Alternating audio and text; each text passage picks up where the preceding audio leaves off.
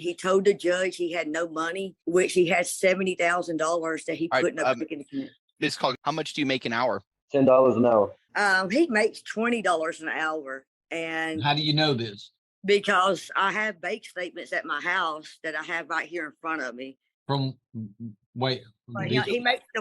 He makes deposits every Friday at his banking account. I make a $50 deposit every Friday. Hold on, Mr. Calkins. Hold on, wait, because now I'm intrigued. The court's trying to figure out why there's zero child support in the divorce decree when this mom's ex Matthew somehow went from jail to holding on to $70,000. The ex-wife's asking for child and medical support while claiming the kid's on Medicaid. But that is just the start of the confusion. The judge literally can't get an answer of what the husband actually earns. Is it $10 an hour in construction like he says, or $20 like the ex-wife swears? And of course, they're not even legally married, but share the same last name, which just makes this whole mess sound like a bad sitcom with a missing laugh track. I mean, how does somebody manage to have $70,000, claim poverty, and still dodge child support?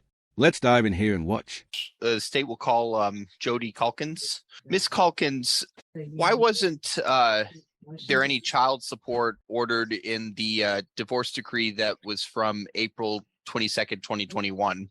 Because Matthew Calkins was in Sabine County Jail, and he told the judge he had no money, which he had $70,000 that he put in a bank account. Ms. Calkins, so the reason why there was no support set in the previous order was because he was incarcerated at the time? Yes, and said he had no money. Right. And are you asking the court today to set child support and medical support?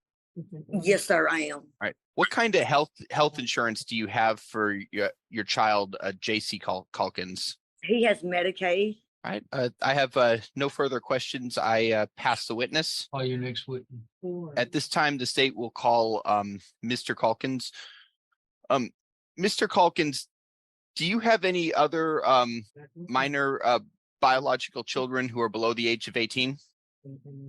No, sir. Where are you currently working? Here in Hemphill, Texas. All right. What do you do for work? Construction. Okay. Are you paid hourly? Yes. How much do you make an hour? $10 an hour. And how many hours do you work on average each week? And how many hours do you work on average each week? About 40 hours a week, give or take, depending on weather and stuff. And does your employer provide any health insurance? No. And do you have any other sources of income, or is that your only job? That's my only income. I have no further questions for Mr. Calkins. Calkins, yes, sir. All right. I would like to call Ms. Calkins back for one additional question, Your Honor. Okay. Ms. Calkins, do you have any safety concerns about your address or contact information being disclosed in any order of the court? No, sir. All right. No further questions. Can I ask some questions about visitation? Nope. That's not. They didn't file a lawsuit, Ms. Calkins, about visitation. Okay. Just child support. Okay. So, no, you can't ask questions about visitation, but I don't mind telling you that I can't address visitation because nobody filed a lawsuit about visitation. Okay. The only issue before me today is the child support and the medical support. That's it. Okay.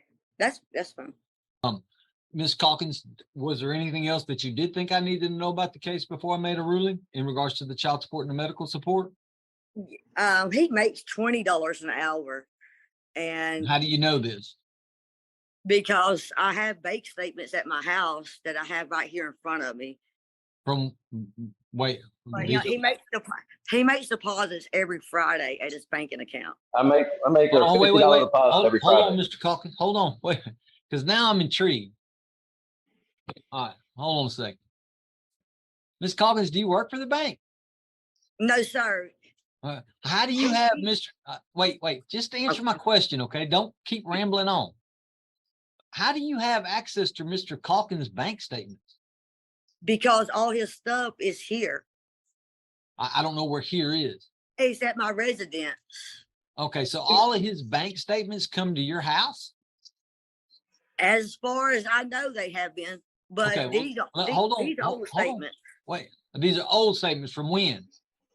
from August of What year? 20 this year, August 31st of 23. All right. So you have Mr. Calkins's bank statements. Quit moving around, Miss Calkins. You're making me yes, sir. making me sick. I'm Okay. sorry, I had to get up It's and look okay. at the paper. So Mr. Calkins's bank statements come to your house. They're mailed to your house. Yes, sir. She said she has his bank statements and claims he doesn't make $10 an hour.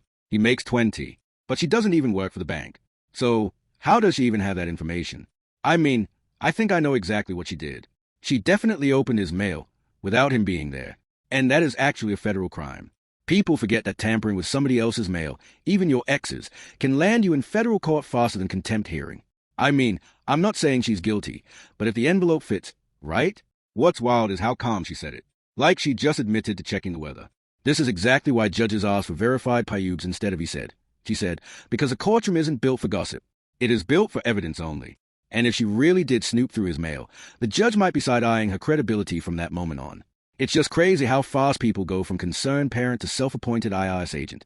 I mean, I'm all for transparency here, but not when it's one stem away from being a felon. All right. And you open them. No, these are some old ones that was on top of the refrigerator. All right. Well, they're not that old, ma'am, if they're from August Well, of I mean, no, it's just, 23. I found it on top of the refrigerator. Mr. Calkins, how did your bank statements get on top of Miss Calkins' refrigerator? And I don't know how they got opened. You're completely right, sir. I've been living here before August 31st. Did you happen to leave some mail behind with Miss Calkins? I didn't take no mail with me. Okay. So it's possible you left bank statements behind. Possibly, yes, sir. Okay. Because you haven't opened any of his bank statements, right, Miss Calkins? No, sir. It was That'd be a- already been. It was his bank statements laying up there on the refrigerator. All right.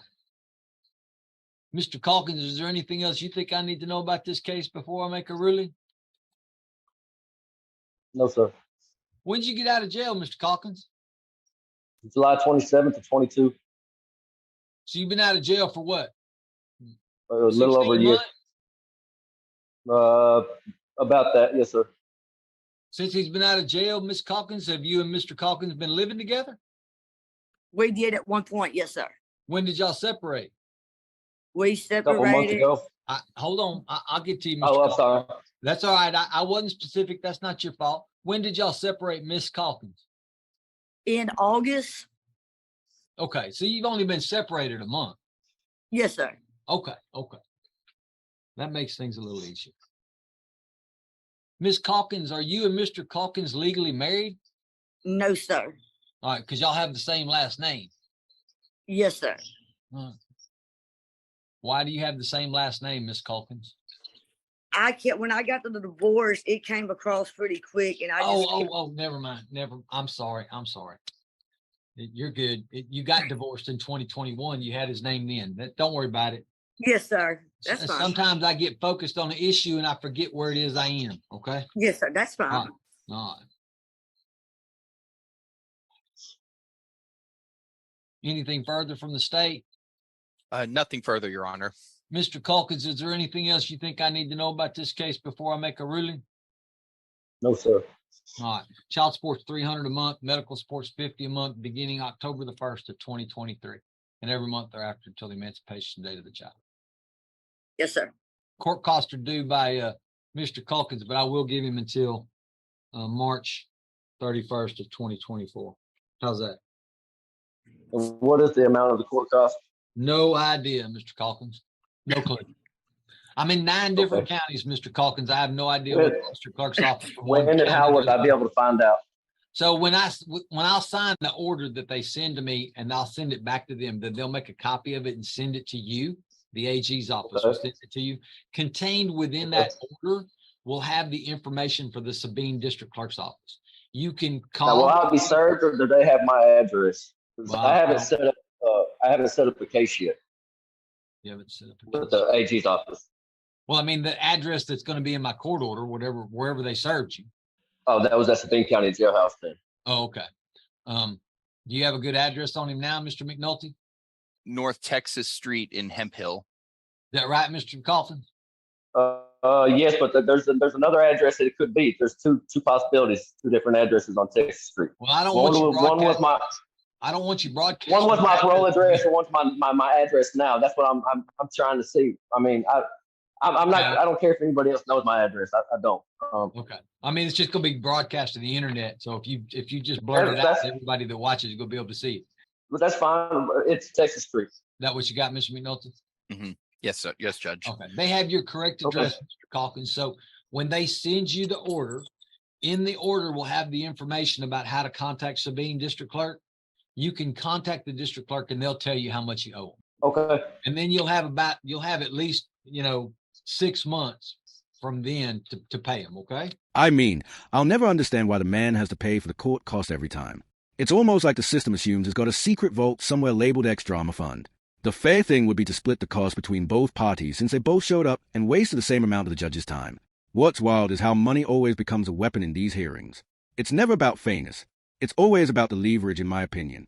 And let's be real, I think she just wanted a piece of that 70 grand more than anything else. People forget that courts don't actually verify every claim unless somebody pushes for discovery. Though a lot of this comes down to who actually sounds more believable. I mean, that is really the dangerous part. The system can tilt based on the tone instead of truth sometimes. And it really does make you wonder how many times do judges make decisions off of emotion instead of hard evidence. Cause honestly, this case felt more like you go for than justice. Let me know what you thought about the ruling in this one. Guys, thank you so much for watching. Make sure to like and subscribe. It really helps out the channel here. Take care, everyone.